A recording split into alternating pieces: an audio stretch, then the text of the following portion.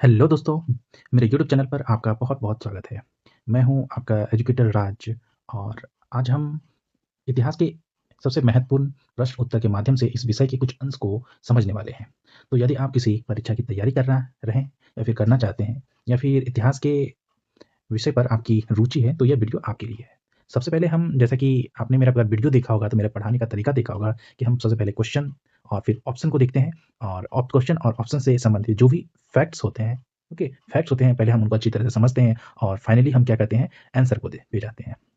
बिना देर के हुए सीखने के साथ हम इस यात्रा की शुरुआत करते हैं और वीडियो शुरू करने से पहले मैं आपको बताना चाहता हूँ कि अगर आप इस चैनल पे अगर आप न्यू हैं, तो मेरे वीडियो को लाइक एंड सब्सक्राइब कीजिए। ताकि जो है जो भी वीडियो मैं यहाँ पे अपलोड करूँ वो वीडियो जो है आप तक पहुँच सके, राइट? तो चलिए हम जो है इस क्वेश्चन की शुरुआत करते हैं और दोस्तों जो भी क्वेश्चन से रिलेटेड जो भी क्या है इमेजेस होती हैं, मैं उस इमेज को यहाँ पे रख देता हूँ ताकि आपको जो है विजुअल होने से क्या होता है, आपको उस कोई भी क्वेश्चन का आंसर जो है ज़्यादा लंबे समय तक जो है आपको याद रहता है। तो चलिए हम क्वेश्चन देखते हैं। तो हमारा पहला क्वेश्चन है कि बोधित सत्व ना पद्म पानी की पेंटिंग स्थित है, मतलब कहाँ पे स्थित है? ऑप्शन ए है बादामी में, बाग में, एलोरा में या अजंता में, राइट? तो इस प्रश्न का जो उत्तर है ना? वो है करेक्ट आंसर है अजंता में। तो अजंता और एलोरा गुफा के बारे में शायद आपने अगर सुना होगा, है ना? तो आपको पता होगा, ठीक ना? अगर नहीं सुना है तो मैं आपको बताने वाला हूँ, ओके? तो देखिए सबसे पहले अजंता हो गया, चूँकि हमारा करेक्ट आंसर क्या है? अजंता है, तो अजंता के बारे में हम थोड़ा-सा जानेंगे, फिर उसके बारे में मैं उसके बाद जो है एलोरा की गुफा के बारे में मैं आपको बताता हूँ कि अजंता गुफा जो है 2 से क्या है 2 से छठी जो है शताब्दी में जो है ये बना था, है ना? तो ये गुफा में कितने हैं टोटल जो है 30 प्लस, है ना? केव है, मतलब गुफा है। और क्या है ये अजंता गुफा जो है कहाँ पे है? तो ये जो है कहाँ पे महाराष्ट्र में है, महाराष्ट्र। क्योंकि और इसका निर्माण किसने करवाया था? तो राष्ट्रकूटों ने करवाया था। राष्ट्रकूटों ने इनका निर्माण कराया था। राष्ट्रकूट इसलिए बोल रहा हूँ क्योंकि राष्ट्रकूटों ने बनवाया था, क्योंकि 2 से 6 मतलब लगभग 400 साल है ना, 400 साल में एक राजा तो नहीं हो सकता है, तो राजा अलग होंगे, मतलब राष्ट्रकूट राजा ने बनाया था। अगर इस गुफा के बारे में बताएँ, है ना, तो राजाओं ने क्या है बनवाया था। और इसके बाद जो है ना, ये जो है पूर्णतः क्या है बौद्ध पे है ना? बौद्ध के भगवान बुद्ध के लाइफ के ऊपर जो है, जो भी मतलब यहाँ पे हम पेंटिंग्स बनाई, जैसे कि आपने देखते हैं ये मतलब ये बनाई गई है, इस तरह का जो है अजंता का मैंने यहाँ पे चित्र दे दिया ताकि आपको देख के जो है आप अच्छे से समझ सकते हैं ना। मतलब मुख्यतः क्या है बौद्ध भगवान बौद्ध की जो है लाइफ से, है ना, लाइफ से संबंधित जो है यहाँ पे क्या है पेंटिंग्स ये सब बनाया गया है। और इसमें मुख्यतः क्या है म्यूरल पेंटिंग्स बनाया गया। म्यूरल पेंटिंग मतलब क्या होता है? दीवार पे चित्र, है ना? दीवार पे जो है चित्र जो बनाया जाता है उसको म्यूरल पेंटिंग्स कहते हैं, है ना? और इसमें क्या है विहार है ना? विहार। तो विहार का मतलब क्या होता है? विहार का मतलब क्या होता है कि आश्रय स्थल, आश्रय, है ना? आश्रय स्थल। विहार का मतलब होता है आश्रय स्थल। और क्या है चैत्यम है, चैत्यम। चैत्यम का अर्थ क्या होता है? मतलब जहाँ पे जो है प्रार्थना कक्ष होता है, कह सकते हैं ना, प्रार्थना कक्ष। तो इतने सारी क्या है ये सब जानकारी किसके बारे में है? अजंता गुफा के बारे में है, ठीक ना? अब एलोरा गुफा के बारे में भी थोड़ा-सा जानकारी हम जान लेते हैं, तो इसको मैं डिवाइड कर देता हूँ ताकि यहाँ पे एलोरा के बारे में बता सकूँ। तो एलोरा गुफा में सबसे पहले इनका जो टाइम पीरियड है वो वो कब है? एलोरा का टाइम पीरियड देखिए यहाँ पे लिख रहा हूँ, तो 6 से छठी शताब्दी से या 10वीं, है ना, शताब्दी तक जो है इनका टाइम पीरियड है, ओके? इसमें कितना है 34 गुफा है ना? 34 गुफा ये भी क्या है महाराष्ट्र में, MH4 महाराष्ट्र में लिख देता हूँ। तो इसमें जो है बौद्ध धर्म है ना, बौद्ध धर्म प्लस जैन धर्म प्लस हिंदू धर्म, है ना? तीनों धर्मों के जो है यहाँ पे मतलब भगवान का जो है मिलता है। और सबसे जो फेमस है कैलाश मंदिर, आपको अगर याद होगा कैलाश मंदिर, है ना? कैलाश मंदिर जो है इसी में है ना, वो एलोरा में है। तो एलोरा में कैलाश मंदिर की खासियत क्या है? मतलब एक रोक को काट के बनाया गया है ना, तो वन रोक, है ना, कट कहते हैं कि एक रोक से काट के जो है कैलाश मंदिर बनाया गया है। तो ये है इतनी सारी बातें एलोरा और अजंता के बारे में। तो हम चलते हैं, इसका करेक्ट आंसर कौन है? Option D. तो हम नेक्स्ट क्वेश्चन की ओर बढ़ते हैं, राइट? बोला निम्नलिखित अभिलेखों में से किस में विधवा दहन का उदाहरण मिलता है ना? विधवा दहन का उदाहरण मिलता है। तो करेक्ट है कि अगर आपने पढ़ा होगा तो इसका करेक्ट आंसर है कि भानुगुप्त का जो है ना, क्या भानुगुप्त का एरन अभिलेख।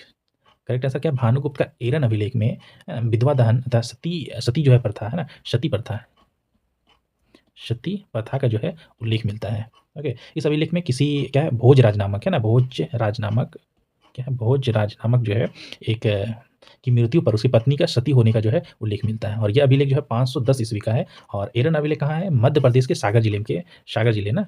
एरन अभिलेख कहाँ मिलेगा? मध्य प्रदेश के क्या है सागर, हाँ सागर जिले में ये जो है एरन अभिलेख जो है मिलता है, राइट? तो नेक्स्ट क्वेश्चन की ओर बढ़ते हैं। हमारा ऑप्शन तो यहाँ सी जो है करेक्ट आंसर है। नेक्स्ट क्वेश्चन है कि खजुराहो मंदिर स्थापत्य के निर्माण में कौन सहयोगी थे? तो खजुराहो मंदिर के स्थापत्य के निर्माण में कौन? चंदेल शासक जो है, ऑप्शन बी में दिया गया है चंदेल शासक जो है तो यहाँ ये क्या है, इन्होंने सहयोग किया था ना। तो चंदेल शासक के बारे में मैंने बताया था पिछले क्वेश्चन में कि ये मध्य भारत का जो है प्रमुख राजवंश था, ये है ना, मध्य भारत का प्रमुख राजवंश था। और इसने इनकी राजधानी कहाँ थी? तो राजधानी थी खजुराहो में। इसके प्रसिद्ध शासक कौन थे? प्रसिद्ध शासक का नाम था धंग। ओके, इतना सारा हो गया। नेक्स्ट देखते हैं कि बड़ा बुदूर विश्व में सबसे अद्भुत सपूत है और इसकी मूर्ति कला किसका साधारण उदाहरण है? देखिए ये सपूत है ना, सपूत के बारे में है, स्तूप के बारे में। स्तूप जो है, देखिए ये मैंने सारे चित्र दे दिए हैं ताकि आपको देख के जो है आप याद रखें। तो इसका करेक्ट आंसर कौन सा होगा कि भारत एवं जावा कला का जो है ये उदाहरण है, भारत एवं जावा कला का। तो क्या है, यह स्तूप जो है इंडोनेशिया के जावा द्वीप में स्थित है ना। ये जो है इंडोनेशिया के जावा द्वीप, इंडोनेशिया के कहाँ है, जावा द्वीप में जो है स्थित है। और कहते हैं कि इस स्तूप का जो है निर्माण जो है 8वीं से 9वीं शताब्दी के बीच में हुआ था। 8वीं से क्या है, 9वीं शताब्दी के बीच में हुआ था। तो 9वीं को अच्छा से लिखता है, 9वीं शताब्दी के बीच में हुआ था। ये हमारा करेक्ट आंसर है। नेक्स्ट क्वेश्चन है कि चीनी स्रोत के अनुसार श्रीलंका के शासन में मेघवर्मन गया में बौद्ध मंदिर निर्माण की अनुमति के लिए निम्नलिखित में से किस गुप्त राजा के पास जो है एक मिशनरी भेजा था? तो करेक्ट आंसर है समुद्रगुप्त। समुद्रगुप्त को भारत का नेपोलियन भी कहा जाता है, भारत का नेपोलियन। करेक्ट। समुद्रगुप्त जो थे गुप्त वंश के शासक थे। ये क्या है, गुप्त वंश के शासक थे। और गुप्त वंश की स्थापना किसने किया था? श्रीगुप्त। ओके, नेक्स्ट क्वेश्चन की ओर बढ़ेंगे। चोल वंश का संस्थापक कौन था? ओके, तो चोल वंश के संस्थापक कौन था? तो ऑप्शन ए है विजयालय, ऑप्शन बी है करिकाल, ऑप्शन सी आदित्य प्रथम, ऑप्शन डी है राजा क्या है, प्रथम। तो देखेंगे चोल वंश की जो है स्थापना जो है किस शासक ने किया था। ओके, तो क्या है, चोल वंश की स्थापना जो है विजयालय चोल ने किया था। मतलब इसके अनुसार हमारा करेक्ट आंसर कौन है? करेक्ट आंसर कौन सा है? विजयालय। लेकिन चोल वंश का जो है कहते हैं कि चोल वंश कब से कब था? तो 9वीं शताब्दी से 13वीं शताब्दी के बीच में चोल वंश जो है मतलब कि देखा जाता है इस टाइम तक। और इनकी राजधानी जो थी, राजधानी थी कहाँ? तंजावर, राइट। और क्या कहते हैं कि चोल वंश कब आया? तो राष्ट्रकूट का जब पतन हुआ है ना, राष्ट्रकूट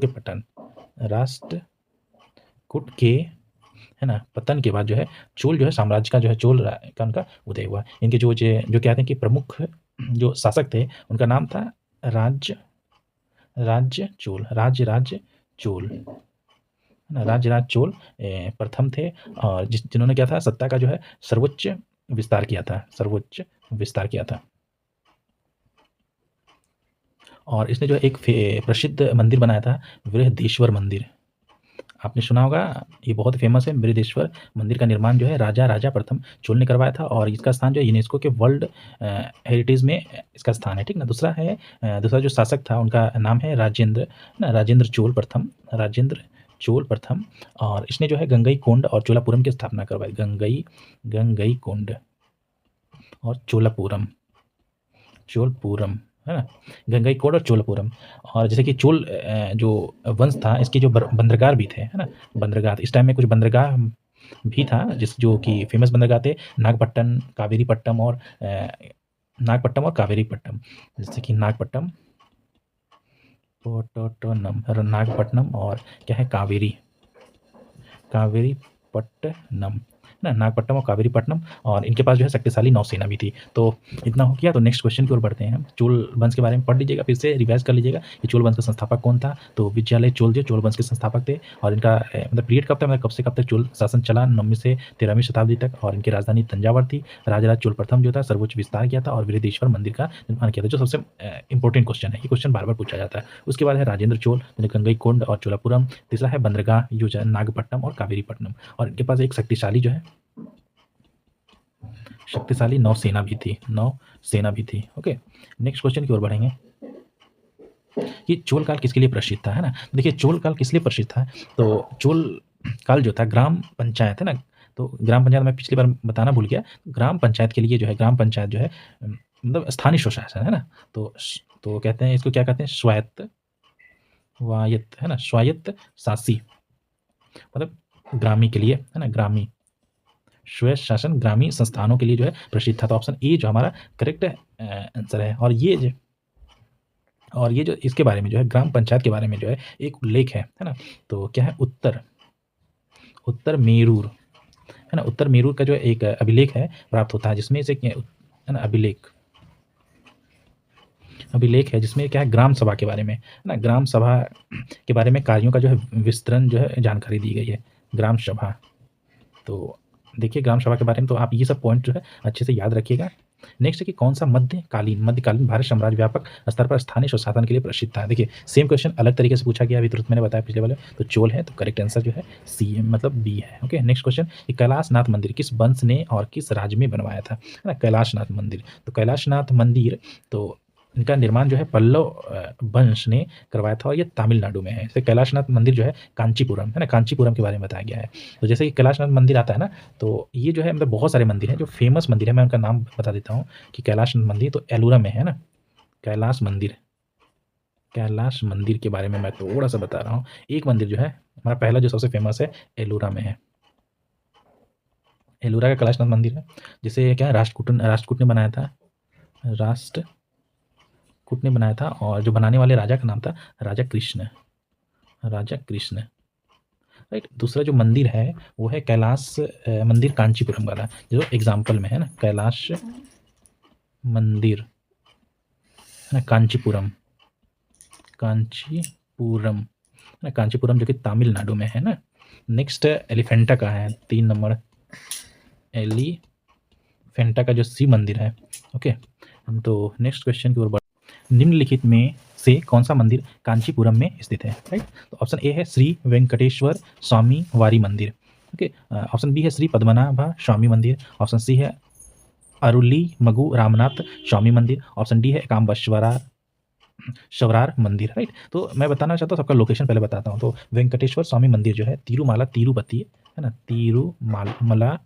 तिरुमला है ना, तिरुमले जो कि तिरुपति जो कि आंध्र प्रदेश में है ना। नेक्स्ट है कि श्री पद्मनाभ स्वामी मंदिर जो कि तिरुअनंतपुरम में है, केरला में, तिरुवनंतपुरम, है ना, तिरुवनंतपुरम जो कि KL फॉर केरला में शॉर्ट फॉर्म में लिख रहा हूँ। तीसरा हमारा है कौन सा है, अरुली मगु, है ना, रामनाथ स्वामी मंदिर, ये है रामेश्वरम में जो कि तमिलनाडु है, रामेश्वरम जो कि क्या है, तमिलनाडु में है। और हमारा नेक्स्ट है एकाम बरेश्वरार मंदिर जो कि कांचीपुरम में है ना, कांचीपुरम जो कि ये भी क्या है, तमिलनाडु में है। तो चारों का मैंने लोकेशन जो है बता दिया। तो करेक्ट आंसर कौन सा, ऑप्शन डी है ना, एकाम बरेश्वरार मंदिर, ऑप्शन डी करेक्ट आंसर है। नेक्स्ट क्वेश्चन पढ़ते हैं कि तंजावुर के वृद्धेश्वर मंदिर का निर्माण किस राजा के द्वारा करवाया गया था। जैसे कि मैंने क्वेश्चन में बताया था कि इनका करेक्ट आंसर कौन सा होगा, कि राजराज प्रथम ने जो है बनाया था, राइट। नेक्स्ट क्वेश्चन की ओर बढ़ेंगे। चलिए, राजा प्रथम किस वंश के राजा थे, तो चोल वंश के राजा थे ना। अगर आप भूल गए तो मैं आपको बताना चाहता हूँ। और इस मंदिर का निर्माण जो है किस द्रविड़ शैली में किया गया है, द्रविड़ शैली। आगे जब हम पढ़ेंगे तो मैं बताऊंगा कि द्रविड़ शैली, नागर शैली, ये सब जो है मतलब क्या होती है क्या नहीं होता, राइट। तो नेक्स्ट क्वेश्चन की ओर बढ़ते हैं। निम्नलिखित राजवंशों में से किसका उल्लेख संगम साहित्य में नहीं है। तो अगर अब संगम साहित्य में नहीं है, तो संगम साहित्य में जो है कि संगम युग ना, तो संगम का मतलब क्या होता है, संगम का मतलब होता है संगम का मतलब क्या होता है, कवि, है ना, कवि सभाएं होते हैं। और इसके जो प्रमुख जो राजवंश थे ना, प्रमुख राजवंश थे उनका जो उल्लेख किया गया है वो है चेर, चोल और क्या है, पांड्य। देखिए चेर है, चोल है, पांड्य है, मतलब हमारा इसके अनुसार से हमारा करेक्ट आंसर क्या है, ऑप्शन ए, राइट। तो नेक्स्ट क्वेश्चन की ओर बढ़ेंगे। और संगम युग में उदययूर किस लिए विख्यात था। तो संगम युग में जो था उदययूर किस लिए विख्यात था ना, मतलब फेमस था। तो मसाले के व्यापार का महत्वपूर्ण केंद्र था, या फिर कपास के व्यापार का महत्वपूर्ण केंद्र था, या विदेशी व्यापार का महत्वपूर्ण व्यापारिक केंद्र था, या आंतरिक व्यापार का महत्वपूर्ण केंद्र था। तो ऑप्शन बी है हमारा, इसका करेक्ट आंसर कि कपास के जो है ना, कपास के विकास के लिए जो है महत्वपूर्ण केंद्र था। तो ये है ना कि तमिलनाडु के चिरापल्ली में अवस्थित जो है कावेरी नदी के तट पर ये उरैयूर संगम कालीन चोलों की राजधानी थी और यह कारी एवं वारानम नामों से प्रसिद्ध था। तो संगम युग में उरैयूर कपास तथा सूती वस्त्रों का जो है बहुत बड़ा केंद्र था। तो ऑप्शन बी हमारा जो है करेक्ट आंसर, इसके बारे में मैंने बता दिया। नेक्स्ट दक्षिण भारत के मंदिरों के आकर्षण द्वार को क्या कहते हैं? तो आकर्षण द्वार को क्या कहते हैं? गोपुराम कहते हैं। गोपुराम क्या होता है कि गोपुराम इसे प्रवेश द्वार कहते हैं ना, गोपुराम जैसे हो गया क्या, प्रवेश द्वार। प्रवेश द्वार जैसे कि ये हो गया ना, ये जो ऐसे बना हुआ है ना प्रवेश द्वार, जो बहुत भव्य बना हुआ है, इसको गोपुराम कहते हैं। राइट, तो ठीक है। रोमन साम्राज्य में व्यापारिक संबंध किससे स्थापित किया? तो ऑप्शन ए है कुषाण, चेर, पश्चिमी शक या वकाटक ना। तो करेक्ट आंसर कौन सा है? करेक्ट आंसर है चेर। राइट, तो नेक्स्ट क्वेश्चन देखेंगे। क्वेश्चन है फारसी यात्री अब्दुल रज्जाक भारत में किस राजा के शासनकाल में आया था? ओके, ऑप्शन ए है देवराय प्रथम, ऑप्शन बी है कृष्ण देवराय प्रथम, ऑप्शन सी है देवराय द्वितीय और ऑप्शन डी है कृष्णा राय द्वितीय। इसका करेक्ट आंसर है देवराय द्वितीय, मतलब ऑप्शन सी जो हमारा करेक्ट आंसर है। जो फारसी राजदूत जो था अब्दुल रज्जाक, वो ये क्या ना संगम वंश, संगम वंश के जो थे सबसे प्रतापी राजा जो है ना देवराय द्वितीय जो थे संगम वंश के सबसे प्रतापी राजा थे। संगम वंश के है ना प्रतापी राजा थे। और उसके शासनकाल में क्या था, ये जो था अब्दुल रज्जाक जो था विजयनगर आया था, है ना, विजयनगर साम्राज्य के बारे में हम आने वाले वीडियो में पढ़ेंगे। और इसके जो अब्दुल रज्जाक है, तो अब्दुल रज्जाक ने एक बुक लिखा था, जो उसने अपने क्या है यात्रा वृत्तांत में लिखा था। उस बुक का नाम है मतला उस शदाइन। ओके, तो ये बुक का नाम जो है आप याद रखिएगा किसके द्वारा लिखा गया था? अब्दुल रज्जाक।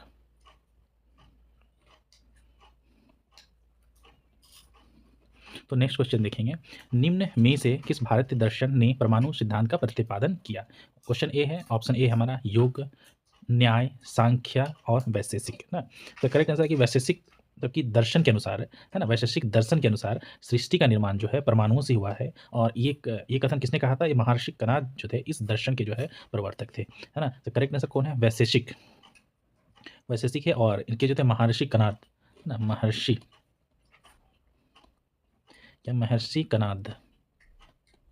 कनाद जो थे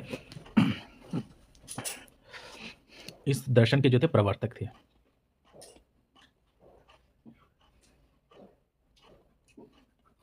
हमारा ऑप्शन क्या है? ऑप्शन डी जो हमारा करेक्ट आंसर है। नेक्स्ट क्वेश्चन को देखते हैं। मतलब ब्राह्मी लिपि को सर्वप्रथम किसने पढ़ा था? इसका करेक्ट आंसर है जेम्स प्रिंसेप। जेम्स प्रिंसेप ने ब्राह्मी लिपि को जो है सबसे पहले पढ़ा था, सर्वप्रथम क्या 1837 ईस्वी में। राइट, तो ये जो थे जेम्स प्रिंसेप अंग्रेज के विद्वान थे और उन्होंने इसे पढ़ा था। नेक्स्ट क्वेश्चन है कि कालिदास के कुमार संभवम में किस पौराणिक चरित्र के जन्म की कहानी है ना। तो क्या है? कालिदास के कुमार संभवम में किस पौराणिक चरित्र के जन्म की कहानी है? तो जो है कालिदास के जो संस्कृत काव्य है ना, ये संस्कृत के क्या महाकाव्य है, महाकाव्य है। इस महाकाव्य का नाम क्या है? कुमार संभवम। और ये जो है भगवान क्या है? भगवान शिव और पार्वती के पुत्र जो है कार्तिकेय, है ना, कार्तिकेय के बारे में कार्तिकेय के है जन्म के बारे में जो है बताया गया है। जो एक राक्षस थे ताड़कासुर, ओके, ताड़कासुर के क्या है, ताड़कासुर के वध के लिए जो है इनका अवतार किया गया था, है ना। तो किसके मतलब चरित्र की जन्म की कहानी है? तो कार्तिकेय, ऑप्शन बी जो हमारा करेक्ट आंसर है। नेक्स्ट क्वेश्चन देखेंगे, मुद्रा राक्षस के लेखक कौन है? तो मुद्रा राक्षस के लेखक कौन है? विशाखा दत्त, है ना, विशाखा दत्त, जो कि ऑप्शन बी में हमारा। और इस ग्रंथ से मौर्य क्या है, विशाखा दत्त जो है ना, इस ग्रंथ से क्या है मौर्य इतिहास मुख्यतः क्या है चंद्रगुप्त मौर्य के जीवन पर जो है प्रकाश डालते हैं, है ना, मुद्रा राक्षस। तो आप याद रखिएगा। नेक्स्ट क्वेश्चन है कि मेगास्थनीज की पुस्तक का नाम क्या है? मेगास्थनीज की पुस्तक का नाम क्या है? तो मेगास्थनीज की पुस्तक का नाम क्या है? इंडिका जो है करेक्ट आंसर है। तो मेगास्थनीज जो था किसके समकालीन था? तो ये तो जो है कि चंद्रगुप्त मौर्य के समकालीन कौन था? मेगास्थनीज था। और मेगास्थनीज ने इंडिका नामक जो है पुस्तक लिखी थी। चंद्रगुप्त मौर्य कौन थे? इन्होंने मौर्य समाज की स्थापना की थी, मौर्य वंश की स्थापना की थी, है ना, मौर्य वंश की स्थापना किया था। राइट, तो इतना ठीक है। नेक्स्ट क्वेश्चन देखेंगे, इंडिका के लेखक कौन है? सेम है मेगास्थनी ने इंडिका पुस्तक की रचना की थी। सेम क्वेश्चन दिया गया है, अलग अलग एग्जाम में आया है। कल्हन की पुस्तक का नाम क्या है? देखिए कल्हन की पुस्तक का नाम क्या है? तो ऑप्शन ए है अर्थशास्त्र, बी है इंडिका, इंडिका जो लिखा हुआ है, सी है पुराण और डी है रजत रंगिनी। तो कल्हन की पुस्तक का नाम है रजत रंगिनी, है ना। ऑप्शन डी जो हमारा करेक्ट आंसर है। तो कल्हन ने रजत रंगिनी में कश्मीर का इतिहास, इसमें क्या है, रजत रंगिनी में क्या है, कश्मीर का इतिहास है। कश्मीर का इतिहास जो है इस ग्रंथ में जो है कल्हन ने जो है क्या जय सिंह के शासनकाल में इसकी रचना किया था और चंद्रगुप्त मौर्य के प्रधानमंत्री चाणक्य ने राजनीतिक शास्त्र पर प्रसिद्ध ग्रंथ जो है अर्थशास्त्र की रचना की थी। तो रजत रंगिनी क्या है, कश्मीर का इतिहास है। तो पूछा जाता है रजत रंगिनी में जो है क्या चीज़ लिखा हुआ है, तो इसमें क्या है, करेक्टली कश्मीर के इतिहास के बारे में लिखा गया है। तो नेक्स्ट क्वेश्चन देखेंगे कि उदंतपुर ना शिक्षा केंद्र निम्न में से किस राज्य में अवस्थित था, है ना। तो उदंतपुर मैंने बताया भी होगा कि उदंतपुर मतलब किस राज्य में अवस्थित है। तो उदंतपुर किस राज्य में उपस्थित है? तो करेक्ट आंसर है कि बिहार में, है ना, बिहार में। अब उदंतपुर का जो है, इसे उदंतपुर को जो है उदनापुर भी कहते हैं, उदनापुर। ऐसा है, उदनापुर अगर एग्जाम में आ जाए तो, है ना, ये आप कंफ्यूज मत होइएगा। तो और जो है ये प्राचीन काल में आप जानते हैं कि बिहार में जो था क्या था, प्रमुख शिक्षा का केंद्र था। और इसकी स्थापना किसने की थी? तो इसकी स्थापना जो पाल वंश के शासक गोपाल ने की थी, है ना। पाल वंश के शासक गोपाल ने की थी। स्थापना किसने किया था? स्थापना किसे? पाल वंश के शासक, है ना, गोपाल ने किया था। गोपाल ने किया था। और जो गोपाल किस वंश के थे? तो पाल वंश के थे, पाल वंश।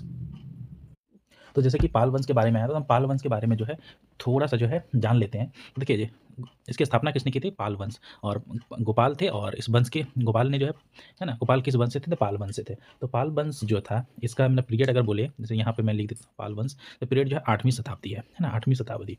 और ये इसकी स्थापना कहाँ पे की गई थी? तो बंगाल में इसकी स्थापना जो है किया गया था, है ना, बंगाल में इसकी स्थापना की गई थी। राजधानी अगर बोलें तो पाल वंश की राजधानी कहाँ पे थी? ना, राजधानी कहाँ थी? तो पाटलिपुत्र इसकी राजधानी थी, पाटलिपुत्र, है ना, पाटलिपुत्र। और क्या बोले, इसके जो प्रमुख शासक थे, प्रमुख राजा थे, है ना। तो प्रमुख राजा कौन कौन से थे? जैसे धर्मपाल जो थे प्रमुख राजा। तो प्रमुख राजा थे धर्मपाल, और एक और राजा थे, जिनका नाम क्या था? देवपाल। ठीक है, देवपाल।